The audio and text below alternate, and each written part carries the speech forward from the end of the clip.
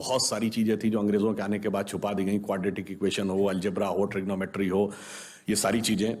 मगर एक ऐसी चीज है जो कमोबेश सभी लोग मानते हैं, चलो ये तो मान ही लेते हैं कि भारत ने दिया। वो क्या था? शून्य।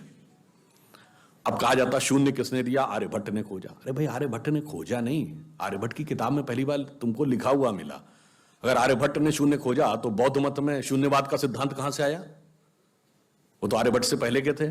और ये बताइए, कौरवों की 18 अक्षौणी सेना से लेके भगवान राम की जन्म कुंडली बन रही थी, वो बगैर शून्य के बन रही थी। वास्तविकता यह है कि शून्य वेदों से निकला, और वो इस बात को स्वीकार करने को तैयार नहीं होते थे कि धर्म ग्रंथ से निकलता है। इसलिए उनको छटपटाहट थी, इसलिए वो कहने का प्रयास करते हैं किसी और ने निकाला था। और समस्या क्या है?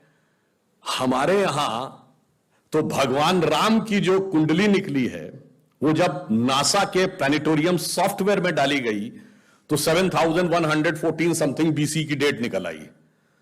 अब बताइए, वैसे तो मैं नहीं मानता कि वो डेट सही है, उसके अंदर नक्षत्रों का कैलकुलेशन किया जाए तो बहुत पीछे आएगा, परंतु बताइए, उन लोगों ने हमको समझा दिया कि हम अवैज्ञानिक हैं और हम अंधविश्वासी हैं, जिनमें किसी एक के यहां लिखा है कि धरती चपटी है और एक के में लिखा धरती के चारों तरफ सूरज घूमता है।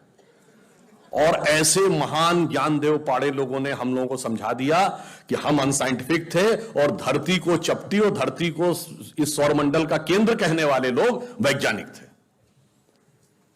आज भी जब सूर्य ग्रहण या चंद्र ग्रहण होता है, आप नासा की ऑब्जर्वेटरी बताती है ना, 1950 से पहले नासा नहीं था। आप जाके पूछिए, गांव में कोने में बैठे हुए किसी पंडित से कहिए, पंडित जी पंचांग में देख के बताओ सूर्य ग्रहण कब है, और जो वो हमारा पंचांग बताता है और जो नासा की ऑब्जर्वेटरी बताती है, कभी उसमें दिन तो छोड़िए, घंटे और मिनट का भी अंतर देखा है? हमारा तो कैलकुलेशन 5500 साल से एज इट इज चला रहा है, और उसके बाद उन्होंने हमें बताया कि हम अवैज्ञानिक हैं।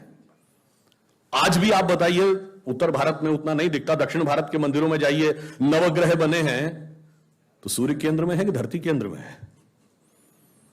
सूर्य के 7 किरणें होती हैं, 7 घोड़े सूर्य के बने कि नहीं मंदिरों में? अब बताइए, ऐसा हमारे दिमागों में भर दिया जाता है। हम सब ने, हम लोगों ने भी विज्ञान में पढ़ा कि सबसे पहले नवग्रहों की खोज किसने की? केपलर ने, Kepler's law of planetary motion. हम सब ने, जिसने फिजिक्स पढ़ी होगी 10वीं 11वीं 12वीं में, कभी न कभी Kepler's law of planetary motion पढ़े होंगे कि केपलर ने सबसे पहले बताया कि 9 ग्रह होते हैं। अब ये बताइए, इधर जब हम पूजा करते हैं तो पंडित जी हाथ में जल ले क्या बोलते हैं? ब्रह्मा मुरारी त्रिपुरांतकारी भानु शशि भूमि सुतो बुधश्च और गुरुश्च शुक्र शनि राहु केतु सर्वे ग्रह शांति करो भवन्तु। अब ये 9 ग्रहों के नाम केपलर बताए थे कि पंडित जी बताए हैं? और हजारों साल से बता रहे हैं। और उसमें मजे की बात यह है कि मंगल के लिए भूमि सुत, यानी भूमि का बेटा, धरती का बेटा शब्द है। यह अब जाके साइंस ने यह कन्फर्म किया है कुछ समय पहले कि एक थ्योरी है कि कभी एक जमाने में बहुत बड़ा एस्टेरॉयड टकराया था कि धरती से, और धरती का एक टुकड़ा अलग हो गया था, वही टुकड़ा बाद में मंगल बन गया। और भूमि सुत हमारे यहां लिखा हुआ, मंगल के पर्यायवाची में भूमि नंदन भूमि सुत जैसे शब्द हैं। अब आप देखिए क्या वैज्ञानिकता है और कैसे उसको इसमें सम्मिलित किया गया। मैंने क्यों बताया? हमारे यहां विज्ञान और धर्म इस कदर एक मत है कि ये उनकी बुद्धि परप्लेक्स हो जाती है कि कैसे हो सकता है। अब मैं शून्य